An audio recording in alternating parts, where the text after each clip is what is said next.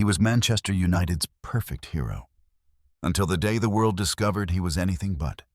This is a story of impossible talent, unbreakable loyalty, and a fall from grace that was as shocking as it was tragic.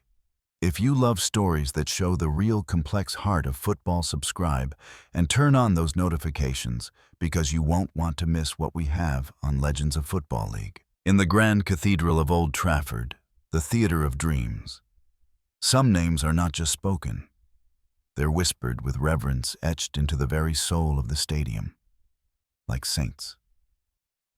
You know them. George Best, Sir Bobby Charlton, King Eric Cantona, David Beckham. But there is one man who isn't just a chapter in the club's sacred history. He's practically an entire book. That man is Ryan Giggs. His story is a sprawling epic of breathtaking talent, of unwavering loyalty, and of a longevity that defies belief. But it's also a deeply human tragedy, a tale of personal failings that cast a long, dark shadow over one of the most brilliant legacies the game has ever seen. And our story begins not with the name Ryan Giggs, but with a different name entirely: Ryan Wilson. Born on November 29, 1973, in the Welsh city of Cardiff.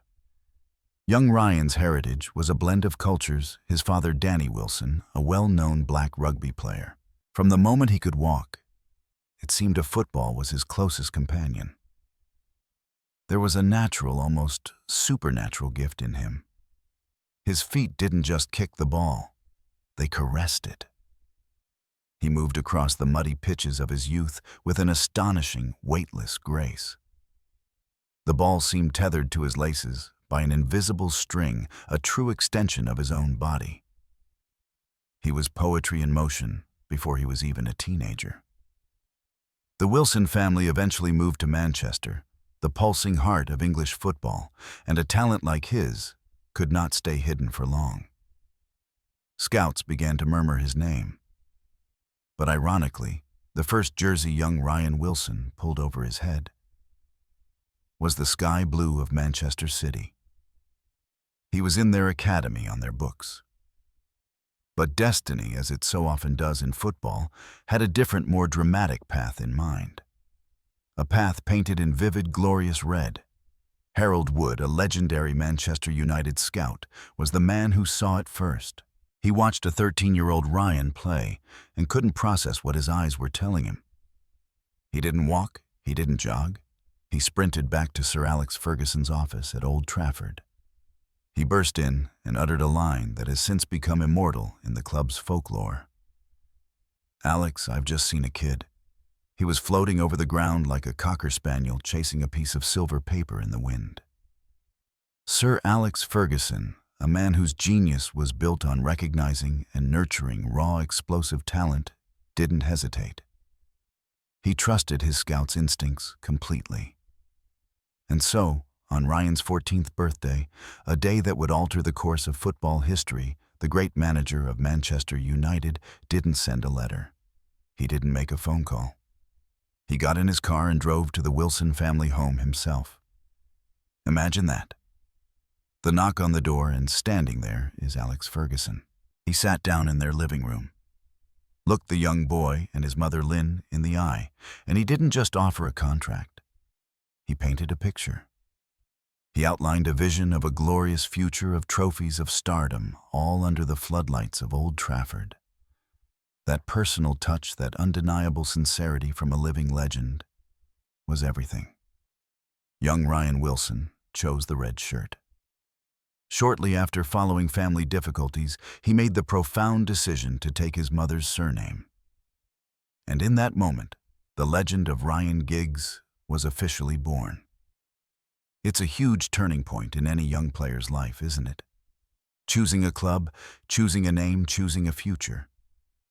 If you were a 14-year-old phenom and Sir Alex Ferguson himself came to your house to sign, do you think that personal visit would be the deciding factor? Drop a comment below and let me know what you think was going through his head. On March 2nd, 1991, the moment arrived. A skinny 17-year-old Ryan Giggs with a mop of curly black hair and a frame that looked like a strong gust of wind might knock it over, made his first team debut for Manchester United. Stepping onto the hallowed turf, he was a lightning strike, a breath of exhilarating fresh air for the Red Devils. He didn't run. He glided. He flew. Those slaloming dribbles down the left wing instantly became his calling card, a terrifying sight for defenders across the country. He could pick up the ball deep in his own half head down and just accelerate. One defender, 2-3. They'd be left grasping at air as he surged past before delivering a pinpoint cross or even more audaciously finishing the move himself. The English press, always desperate for a narrative, immediately crowned him the new George Best. The weight of that comparison could have crushed any other teenager. But for Giggs, he seemed to absorb the pressure and turn it into fuel. He became a cultural phenomenon. A youth icon whose posters adorned the bedroom walls of millions, a symbol of impossible flair and raw, unadulterated talent. But crucially, Giggs was not alone. He was part of something bigger, something that felt destined. He was a cornerstone of the mythical class of '92. Alongside him were David Beckham, Paul Scholes, Nicky Butt, and the Neville brothers, Gary and Phil. Together they formed perhaps the greatest generation of homegrown players in the history of English football. They weren't just teammates. They were brothers. They had grown up together, cleaned boots together, won youth cups together, and now they were ready to conquer the world together.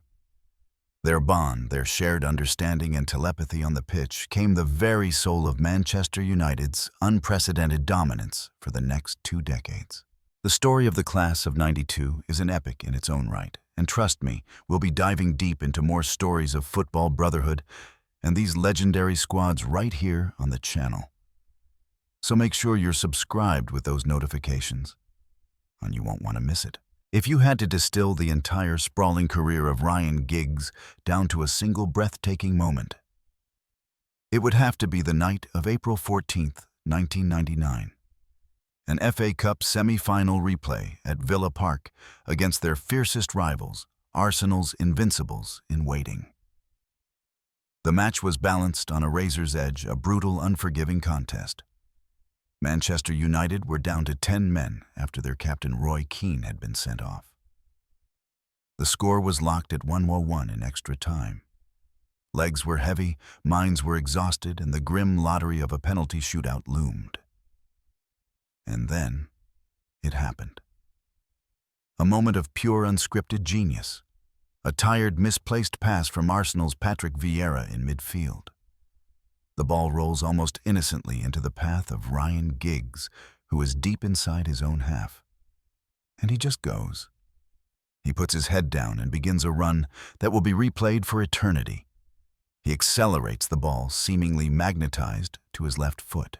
Lee Dixon, one of England's finest ever fullbacks, is left for dead. He glides past Martin Keown, a defender as solid as granite.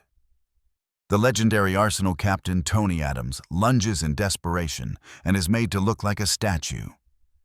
Giggs bursts into the penalty area, the angle closing the world, holding its collective breath, and unleashes a thunderous, unstoppable left-footed shot that nearly tears the net from the goal. It flies past a stunned David Seaman and into the roof of the net. The eruption of noise from the United end is primal. It was so much more than a goal. It was a declaration of war. A moment of sheer willpower, of transcendent talent, and of breathtaking courage. That single act of brilliance didn't just send Man United to the final, it supercharged their belief. It was the psychological catalyst for their historic journey to the treble. Weeks later, they clinched the Premier League. Then they comfortably beat Newcastle in the FA Cup final. And finally came that legendary, impossible night at the Camp Nou in Barcelona, the comeback against Bayern Munich in stoppage time to be crowned champions of Europe. And who was it that provided the scuffed, desperate assist for Teddy Sheringham's equalizer, Ryan Giggs? He, along with his brothers from the class of '92, had done it. They stood at the absolute pinnacle of European football. They had achieved the ultimate dream. Most wingers, their games built on explosive pace, begin to fade as they approach 30. Their legs get heavier, that burst of speed vanishes, and they become shadows of their former selves. But Ryan Giggs was not most wingers. He was a shining testament to footballing intelligence and a remarkable capacity to adapt. As the years inevitably stole that lightning pace from his legs, his mind only grew sharper. Under the masterful guidance of Sir Alex Giggs began a graceful evolution. He transitioned from that flying winger into an elegant, composed central midfielder. He no longer needed to make those lung-bursting 80-meter sprints. Instead, he began to dictate the rhythm of the game from the heart of the pitch, conducting the orchestra with his exquisite range of passing, his peerless tactical awareness, and the wisdom that only comes from 1,000 battles. He became a calm, wise maestro in the midfield. His professionalism was the stuff of legend. He was one of the very first players in England to embrace yoga, using it to maintain his flexibility and prolong his career for years. While his peers from that golden generation began to retire or move on to other clubs, Giggs remained. An unwavering constant, tirelessly season after season, dedicating himself to that red shirt. On March 5th, 2013, he played his 1,000th career match, a staggering figure. And then back in the 2008 Champions League final in Moscow, he came off the bench to officially break Sir Bobby Charlton's all-time appearance record of 758 games for Manchester United.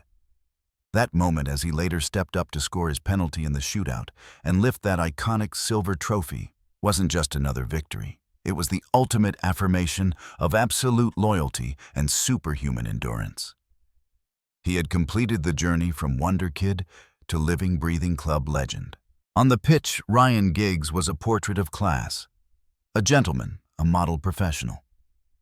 He was rarely booked, always playing the game with a quiet respect for his opponents. And in the public eye, he was presented as the perfect icon. A dedicated family man, a humble superstar. The image was flawless. But then in 2011, the velvet curtain was brutally torn down. The football world was left reeling as his private life exploded into the public domain.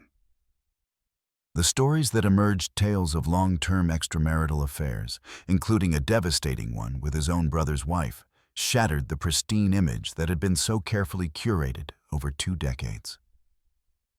In an instant, the hero of the pitch became a villain in the eyes of so many.